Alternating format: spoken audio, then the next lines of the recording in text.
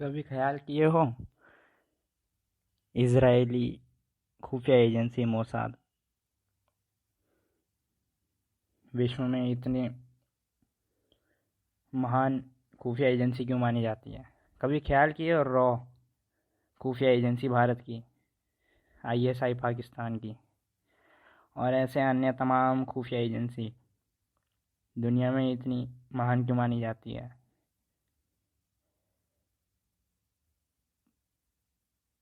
क्योंकि ये फ़ायदा उठाते हैं असहनशीलता का। थोड़ा समझते हैं इस बात को। हर मनुष्य, तुम तुम यही चाहोगे कि तुम जिससे भी मिलो, जिससे भी तुम्हारी दोस्ती हो, जिससे भी तुम्हारी शादी हो, जो भी तुम्हारी गर्लफ्रेंड या बॉयफ्रेंड बने, जो भी तुम्हारा दोस्त बने, जो भी तुम्हें टीचर मिले, या जिससे भी तुम्हारी मुलाकात हो इस संसार में,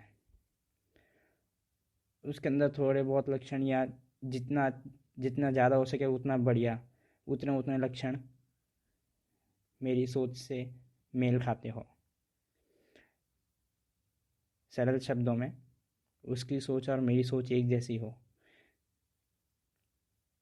और ये स्वाभाविक है। अगर तुम्हें तुम्हारी सोच वाला बंदा मिल जाए तो जाहिर सी बात है, दोनों एक दूसरे की तरफ आकर्षित होंगे ही होंगे। दोनों अच्छे दोस्त बन जाएंगे, दोनों एक दूसरे को अपनी गहरी बातें बताएंगे और सोच विचार मिलने पर और संबंध और गहरा हो जाता है। हम इतना भरोसा करने लगते हैं कि हम फिर अपनी मन की बातें भी बताते हैं।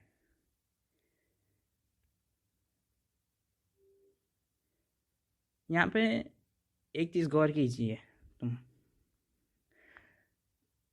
तुम्हारे अंदर उस व्यक्ति के प्रति सहनशीलता है जिसकी सोच तुम्हारे से मिलती हो। उसके प्रति सहनशीलता नहीं है जिसकी सोच तुमसे ना मिलती हो।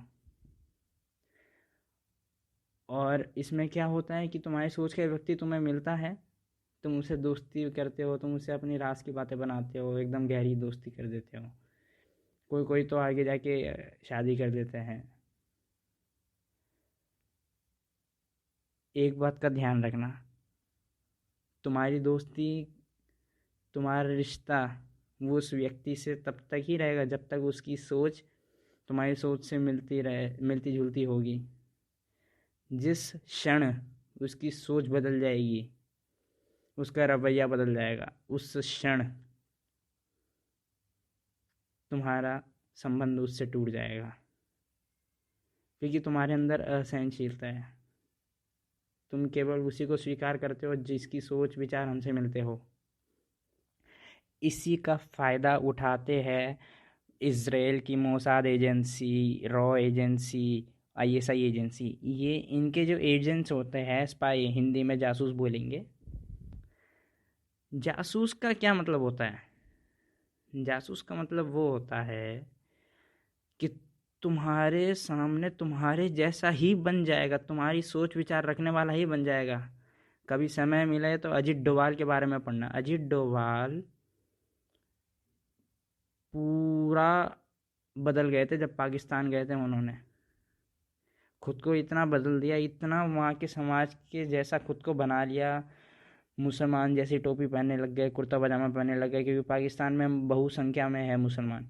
तो इतना घुल मिल गए कि आसानी से इंफॉर्मेशन निकाल पाए पाकिस्तान से।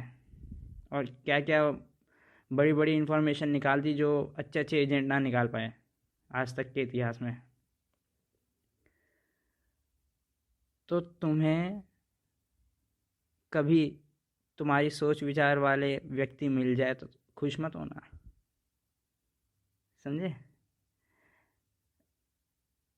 खुश मत होना, क्योंकि क्या पता वो भी एजेंट निकले, क्या पता वो भी आगे जाके तुमसे तुम्हारी जानकारी, मन की बातें निकलवा दे और तुम्हारे खिलाफ इस्तेमाल करे।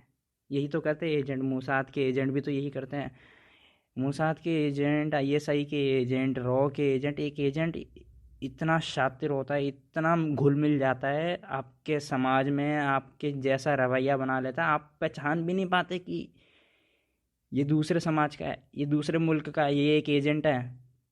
आप उसे इतना घुला मिला हुआ पाएंगे एक एजेंट को कि आप उसे पहचान भी नहीं पाएंगे। और होगा क्या, वो तुमसे तुम्हारी, जैसा कि मैंने बोला, स्वाभाविक है, अगर तुम्हें तुम्हारे सोच वाला व्यक्ति मिल जाए, तुम्हारे जैसा व्यक्ति मिल जाए, तो तुम अपने मन की बातें शेयर करते हो। ऐसे ही एजेंट लोग इन्फॉर्मेशन निकालते हैं। इसे दोगलापन की परिभाषा दी जाए ज़्यादा सही रहेगा। दोगला यानी कि तुम्हारे अंदर घुल मिल जाए, लेकिन हकीकत में वो कोई और है। जैसे एजेंट होता है, चाहे मोसाद का एजेंट हो, आईएसआई का एजेंट हो, रॉ का एजेंट हो, वो घुल मिल जाता है, लेकिन हकीकत में होते एजेंट है और इन्फॉर्मेशन निकाल के भेजते हैं। तो कभी तुम्हें तुम्हारे सोच विचार का व्यक्ति अगर मिल जाए तो खुश मत होना। थोड़ा सा सोच विचार करना, पुनर्विचार करना कि मेरे जैसा क्यों होना चाह रहा है। और एक बात हमेशा ध्यान रखना, तुम्हारी सोच का व्यक्ति, तुम्हारे सोच विचार, तुम्हारे रवैया जैसा व्यक्ति, जैसे तुम हो वैसा व्यक्ति ना कुदरत ने कभी बनाया था, ना कुदरत ने आज बनाया है, ना कुदरत कभी बनाएगी। हर एक व्यक्ति की अपनी सोच होती है, अपनी बुद्धि होती है, अपनी अंतरात्मा होती है, अपनी शक्ति होती है। हर एक व्यक्ति यूनिक होता है, अलग होता है। इसलिए अगर तुम्हें कभी कोई फ़कीर मिल जाएगा तो तुम उसे देखोगे, वो जैसा जीना चाहता है वो वैसा ही जी रहा है, वो जैसा बोलना चाहता है वो वैसा ही बोल रहा है। वो तुमसे प्रभावित होकर वो अपनी भाषा नहीं बदल दे रहा, वो अपना रवैया नहीं बदल दे रहा। इसलिए अगर तुम्हारे सामने कोई भी तुम्हारे सोच विचार का व्यक्ति अगर मिल जाए तो ये मत समझ लेना ये अपना बंदा है, ये अपना इंसान है, ये अपना दोस्त बन जाएगा। एक बार सोच विचार कर लेना कि ये दोगला तो नहीं है, ये जासूस तो नहीं है। और हाँ, अगर सोच विचार के व्यक्ति ना मिले तो उस पर तुम असहनशीलता दिखाओगे और उसे तुम दूर करोगे। लेकिन एक बात समझ लेना, जिसकी सोच विचार तुमसे नहीं मिलेंगे ना, वही असली व्यक्ति होगा। अरे इसीलिए तो असहनशीलता असहनशीलता थी लोगों में। इसलिए तो सोकरात जो था वो वही था, लेकिन फिर भी समाज उसे सह नहीं पाया और उसे सजाए मौत दे दी। इसलिए ईसा जो थे वो वही थे, वो वही बोलते थे जो वो बोलना चाहते थे, लेकिन फिर भी लोगों को सहन नहीं हुआ, असहनशीलता। गौतम बुद्ध का तरीका थोड़ा अलग था। गौतम बुद्ध इस बात को एकदम अच्छे से जानते थे कि एक व्यक्ति के अंदर, हर व्यक्ति के अंदर यही भावना होती है कि मेरे सोच विचार का व्यक्ति अगर होगा तो मैं उसकी बात सुनूंगा, मैं उसकी बात दिल तक ले जाऊंगा और मैं फिर उसे अपनी दिल की बात बताऊंगा। इसलिए गौतम बुद्ध बड़ी चतुराई से लोगों को समझाते थे। वो पहले किसी से भी मिलते थे तो पहले उसे समझ लेते, देख लेते थे, फिर उसको उसी की भाषा में समझाते थे। इसे यूं समझे, एक उदाहरण देता हूँ मैं आपको। आप हिंदी भाषी व्यक्ति है, अगर आप किसी मलयाली से मिलते हैं, अगर आप हिंदी में उसे पूरा रात भर भी समझा दे, पूरा दिन भर समझा दे, पूरा महीना समझा दे, लेकिन वो नहीं समझेगा। आपको एक मलयाली को समझाने के लिए एक मलयालम भाषा सीखनी पड़ेगी, तभी जाके वो मलयाली व्यक्ति समझेगा आपकी बात। ऐसे ही कोई आपके पास आता है, तेलुगु व्यक्ति आता है, वो तेलुगु में आपको समझाता रहता है, लेकिन आप समझते ही नहीं है, क्योंकि आपको सिर्फ हिंदी समझ आती है। तो या तो आपको तेलुगु सीखनी पड़ेगी या उसको हिंदी सीखनी पड़ेगी। तो गौतम बुद्ध कुछ ऐसे ही तकनीक करते थे। गौतम बुद्ध ऐसे घुल मिल जाते थे सामने वाले व्यक्ति में, उसकी भाषा में बोलते थे, ऐसे ऐसे उदाहरण देते थे जो उसको समझ आते थे। यही तो महान आत्मा थी गौतम बुद्ध की, ये यही तो एक थी कि जैसा व्यक्ति है वैसे उस भाषा में उसको समझा दो। तभी तो बुद्धा शरणम गच्छामि ऐसे थोड़ी ना, ये एक जो वाक्य है ये ऐसे थोड़ी ना, इसका बहुत महत्व है। खैर, हर किसी का अपना अपना रास्ता होता है। गौतम बुद्ध का ये रास्ता था लोगों को समझाने का। ईसा का रास्ता था कि जो वो उन्होंने देखा वो वैसे ही अपनी भाषा में ही समझाना चाहते थे, इसलिए लोगों को सहन नहीं हुआ। ईसा थोड़ा यहाँ पे चूक गए कि वो जानते थे असहनशीलता थी, लेकिन ईसा अपनी भाषा में ही समझाना चाहते थे।